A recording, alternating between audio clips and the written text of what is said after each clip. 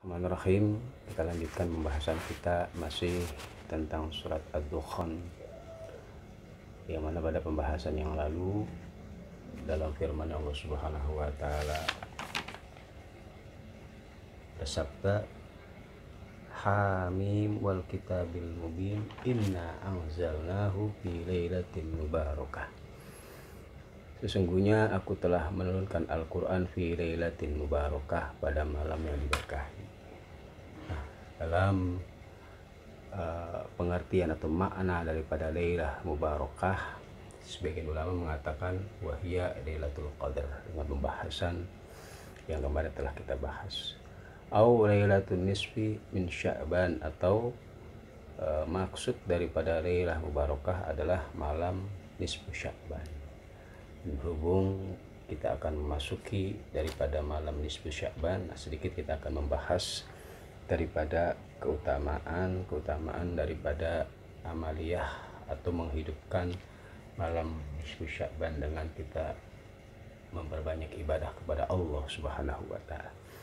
Nah, ulama atau pendapat yang mengatakan malam Lailah Mubarakah adalah pendapat daripada Ikrimah, Thaifatun, dan satu golongan ulama.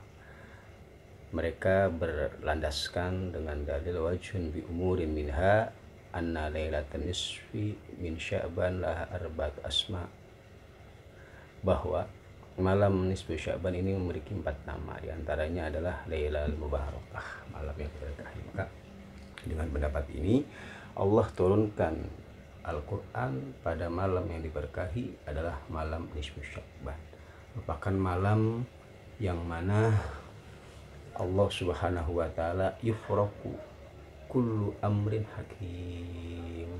Allah Subhanahu wa taala menjelaskan setiap perkara yang penuh hikmah atau yang dikukuhkan, baik ya minal arzak, dari rizki Allah tentukan, difasil Allah tentukan setiap perkara yang dikukuhkan, atau muhkamun minal arzak wal ajal wa ghairiha, yaitu dari rizki, umur, dan lain sebagainya.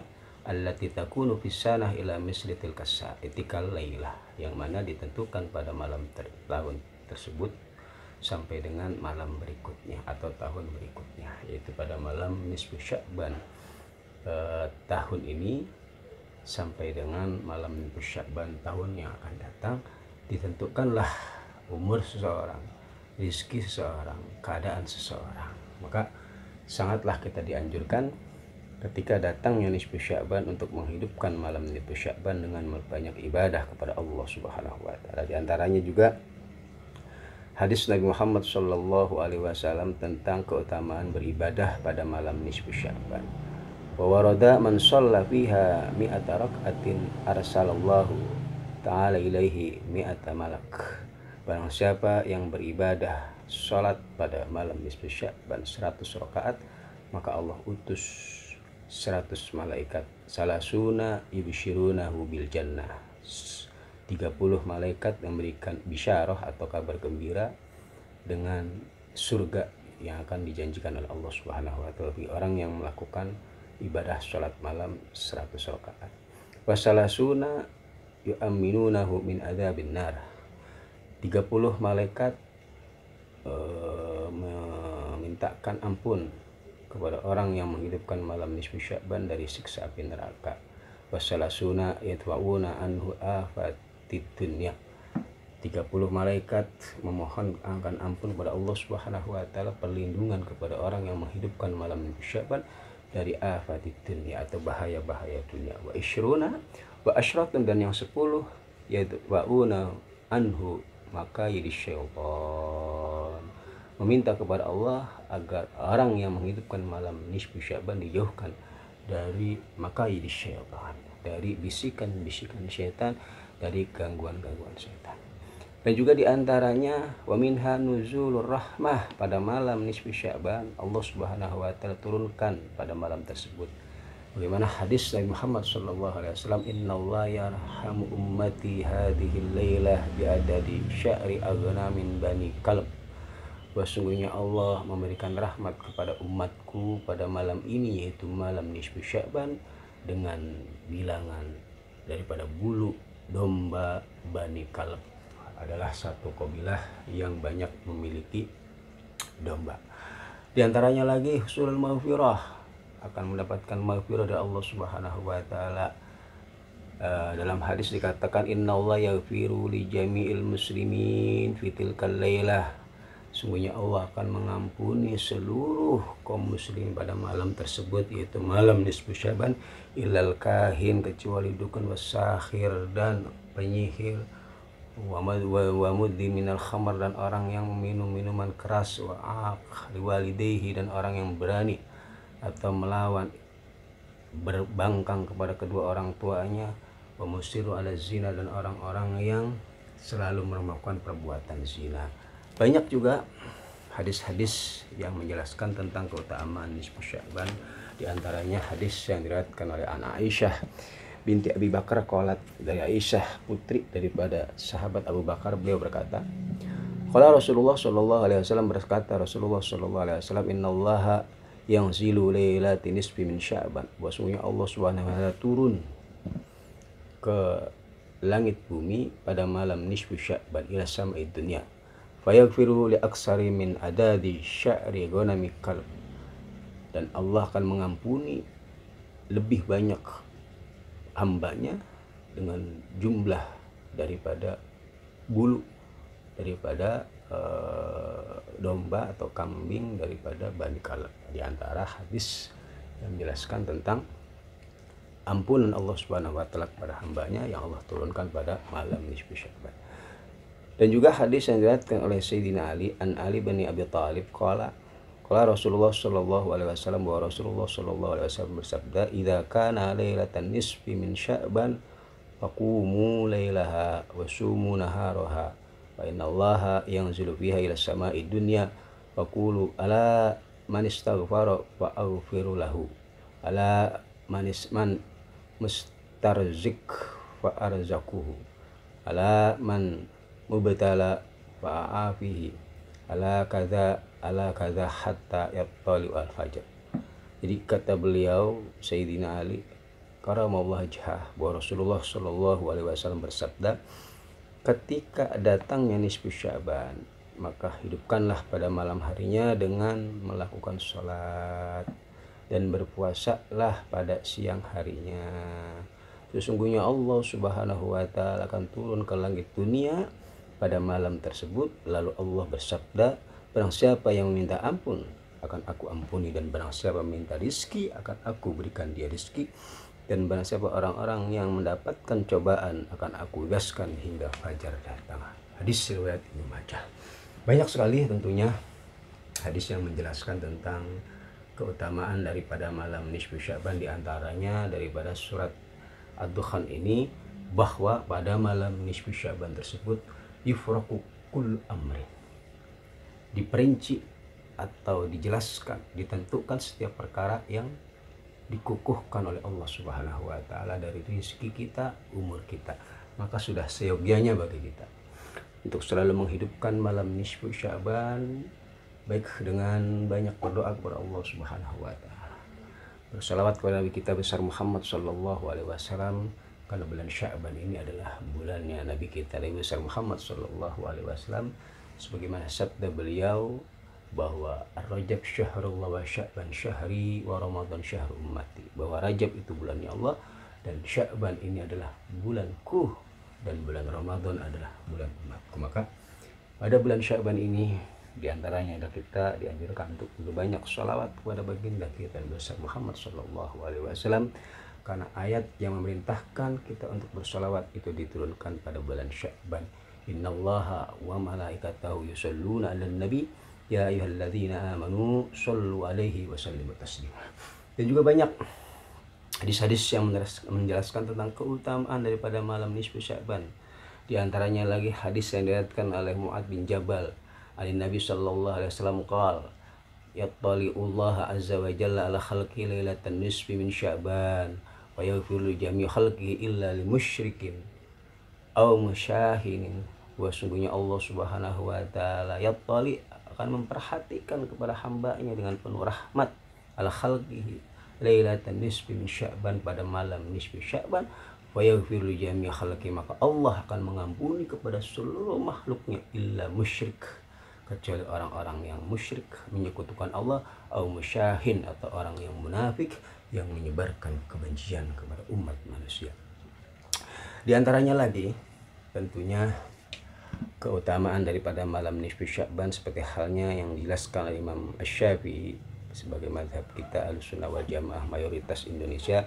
Beliau mengatakan qala Asy-Syafi'i balagana anna du'a yustajabu fi khamsi layalin awwal lailatin min Rajab wa lailatin nisfi min Sya'ban wa lailatil Aid wa lailatul Jum'ah. Wa Imam Syafi'i berkata, telah sampai kepada kami bahwa sesungguhnya doa itu akan diijabah oleh Allah Subhanahu wa taala pada 5 malam. Yang pertama adalah awal dari malam bulan Rajab, dan itu telah lalu. Walailatin nisfi Sya'ban, dan malam nisfi Sya'ban yang akan datang. Walailatil Aid, dan 2 malam Aid, Idul Adha wa Idul Fitri. Walailatul Jum'ah, dan malam Jum'ah. Maka di antara satu amalan yang dianjurkan oleh para guru-guru kita, para ulama-ulama kita, adalah dengan kita berkumpul di surau-surau, di masjid-masjid dengan membaca surat Yasin di antaranya, dan ini pun dijelaskan di dalam kitab-kitab para ulama kita, di antaranya kitab Asnal Matalib, bahwa beliau berkata, pengarang kitab Asnal Matalib, wa amma qira'atu surat Yasin, adapun membaca surat Yasin lailataha pada malam nisfi Sya'ban ba'dal maghrib, setelah surat maghrib, wa du'a al-masyhur, dan banyak doa yang masyhur, fa min tartibi ba'di ahli shalah, maka itu merupakan ijtihad sebagian daripada ulama, min indi nafsihi qila huwa albuni.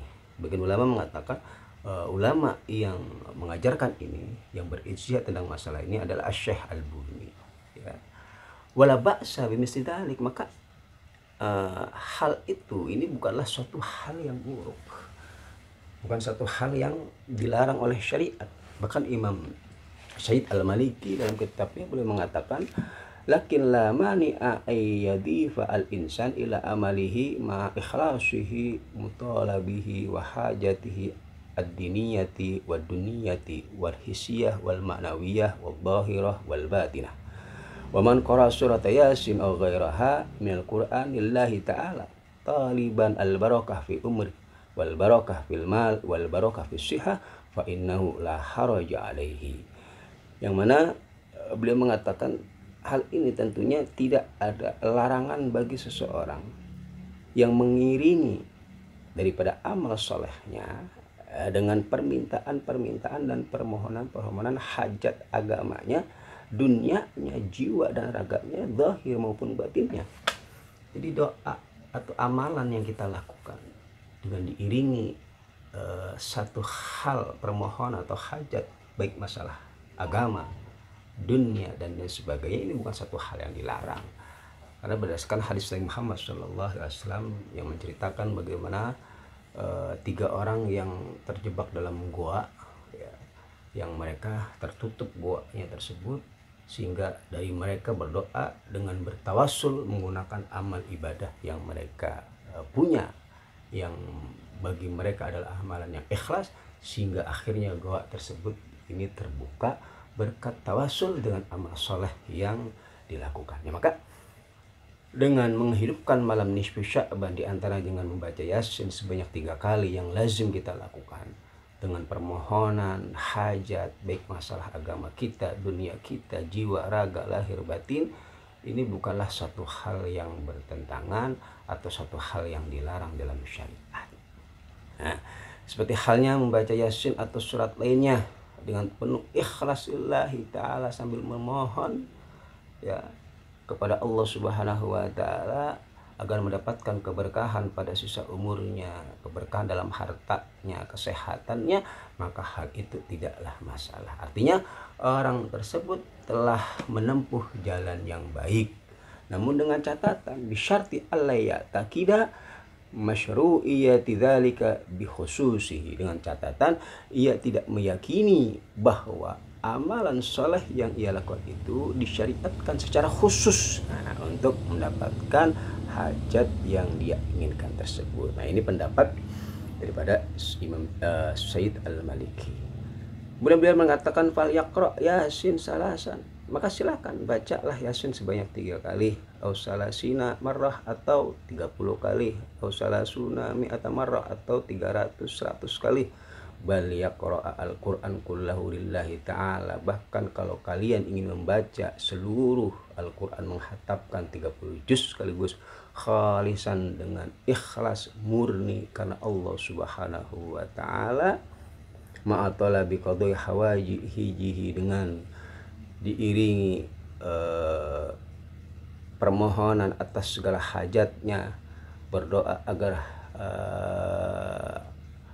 hajatnya atau harapannya ini terwujud, wa tahqiqu mutalabihi wa tafriji hammihi wa kashfi kurbihi wa shifai maradihi wa qada'i dainihi famal haraj fi dzalik. Maka itu semua bukanlah sesuatu hal yang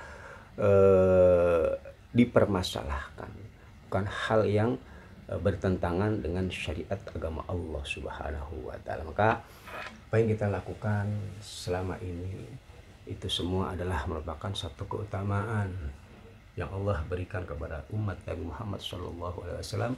Dengan adanya malam nisfu Sya'ban, kita hidupkan nisfu Sya'ban dengan banyak berdoa kepada Allah Subhanahu wa ta'ala, menghidupkan nisfu Sya'ban dengan berzikir kepada Allah Subhanahu wa ta'ala, membaca ayat-ayat suci Al-Quran, memperbanyak sedekah. Intinya kita hidupkan malam nisfu Sya'ban dengan beribadah, bermunajat kepada Allah Subhanahu wa ta'ala. Karena barang siapa yang bangun di malam hari pada malam nisfu Sya'ban, kemudian dia meminta ampun kepada Allah, akan Allah ampuni. Dia memiliki hajat, akan Allah kabulkan hajatnya. Dia memiliki keinginan, akan Allah kabulkan keinginannya. Dia ingin bertobat, akan Allah terima tobatnya.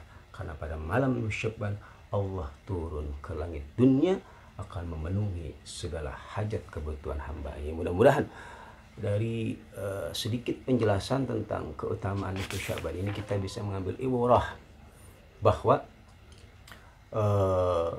begitu cintanya Nabi Muhammad SAW kepada umatnya, sehingga amalan yang dilakukan oleh umatnya ini bisa melebihi amalan-amalan daripada umat-umat terdahulu. Satu amalan Allah balas dengan berlipat-lipat ganda. Walaupun umur daripada umat Nabi Muhammad antara 60 sampai 70 tahun, tetapi kualitas amal yang dilakukan oleh umat Nabi Muhammad terhadap umat-umat yang lainnya tidaklah kalah. Karena dengan keutamaan yang dimiliki oleh baginda kita Nabi besar Muhammad Sallallahu Alaihi Wasallam. Karena itu mari bersama-sama kita songsong nisfu Sya'ban ini dengan menghidupkan malam nisfu Sya'ban, dengan selalu bermunajat, berdoa, berzikir, menghidupkan malam Sya'ban dengan amalan-amalan ibadah. Semoga Allah Subhanahu wa ta'ala angkat derajat kita, ampuni segala dosa-dosa kita. Allah Subhanahu wa ta'ala panjangkan umur kita dalam taat kepadanya, dan mudah-mudahan kita diberikan keberkahan daripada sisa umur kita. Summa qol wallahu a'lam.